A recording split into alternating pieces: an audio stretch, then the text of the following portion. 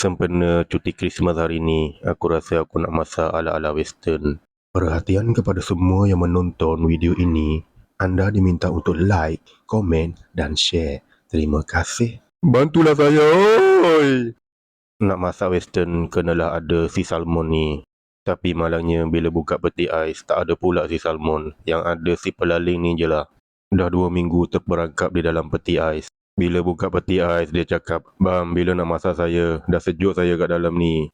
Untuk masak western, mula-mula rebus si pelaling bersama salt dan juga asam keping. Sementara menunggu si pelaling masak, kupas 2 biji mangga muda atau yang mango dan cincang-cincang macam ini. Kalau ada penyagat lagi senang. Kalau tak ada, pakai pisau pun boleh. Lepas tu tumbuk onion, cili padi dan juga pelaling rebus tadi.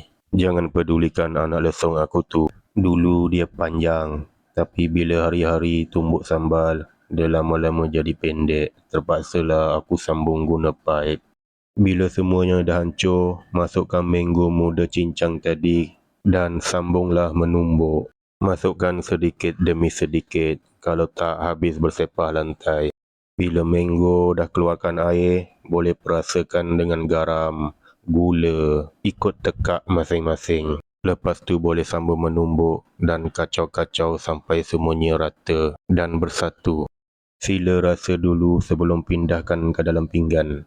Kalau ada yang tak cukup, boleh tambah. Maka siaplah kerabu mango western kita. Tak berani nak letak nama Kelantan, nanti ada orang marah. Tapi takkan satu menu je, tak western lah. Sabar, ada lagi. Rebus beberapa batang ladies finger atau okra bersama sedikit garam. Cara nak pilih okra muda, pilihlah yang warna hijau cerah, kulit licin dan tak berkedut. Kalau dah berkedut, dah tua lah tu. Janganlah dipatah-patahkan hujung dia, kesian orang yang berniaga tu. Bila dah masak, angkat dan ketepikan. Relax, ada satu menu lagi. Takkan itu je, tak western lah. Bakar onion, belacan dan juga eggplant direct di atas api. Bila eggplant atau terong dah masak, boleh angkat dan satukan bersama okra tadi. Lepas tu boleh tumbuk belacan, onion dan juga beberapa biji cili padi. Tak payah tumbuk hancur sangat, agak-agak dia berkecai sudah. Bila semuanya dah ditumbuk kasar, boleh perasakan dengan garam, gula dan kacau-kacau sekejap sebelum pindahkan ke dalam mangkuk yang sesuai. Kalau tak nak pindah pun tak apa, tak ada siapa yang paksa.